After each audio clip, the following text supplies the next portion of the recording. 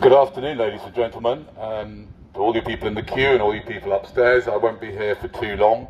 I actually do have an intention to make very clear. My intention is to try and entertain you and cheer you up, but there will be some people here who will be so anxious that just the noise of this megaphone is enough to turn them into a raving, loony, homicidal psychopath. So if you are one of those people who feel like murdering me, please let me know and I will move on, because it's not really worth dying for you doing this. Anyway, before I continue, what I'd like to do is, whilst you're waiting here in the queue, it's very, very important that you do lots of conscious breathing throughout the day.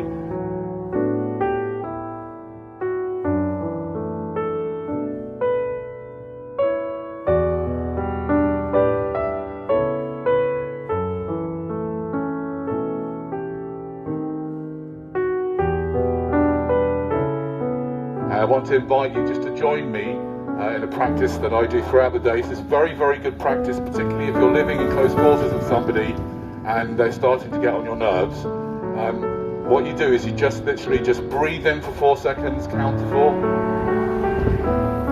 and then you breathe out for 4 seconds through your mouth. That's it. Just relax and understand that in this time where basically nobody really knows what's going on, I can assure you, including of course Boris Johnson, in this time it's just very important to just keep it in the day, just keep it here in the moment. Now, it seems that the meat eaters are not happy. They want their meat, and they've been queuing to get their teeth into some poor old dismembered animal, and now they've had to go away and they might have to have vegetables for supper. Oh, terrible. Now, whilst you're standing here at the butcher's, I think it might be time for us to sort of re-evaluate our behaviour around food, and I'd like you to imagine if we could speak to the poor cows that have ended up strung up in the front of the Hampstead butcher. If we could have spoken to them before they were killed and asked them if they'd like to swap places with you lot. You go to the farm and then they come here and have to stand in the queue for a bit. I think they'd probably take that offer up, because, you know what I mean? I mean, the fact that we have all been put under house arrest, yeah? If you think about it, we kind of deserve it, all of us, because we've been putting 56 billion animals under house arrest every single year and then killing them. So we have to be happy. I think we have to be very happy that the government are still treating us a lot better than we treat the animals. Because if you guys were treated the way the animals get treated, then you'd be locked up in some horrible little camp and slaughtered within the next year and then eaten. Now, this guy here has got a Rolls Royce in a time of a pandemic. There's something a bit bizarre about you guys driving around the place in a Rolls Royce during the apocalypse. He's driving around, ladies and gentlemen, that is so weird. How can you drive around in a Rolls Royce at this time? I mean, seriously, it's embarrassing.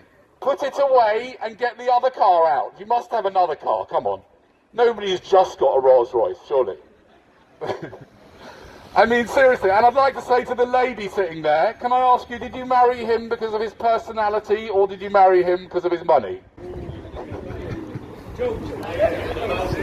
I mean, it's a lovely car, don't get me wrong, and I am a little bit jealous, I've just got a bicycle, but was it really necessary? Did you really have to go down the butcher's in a Rolls Royce?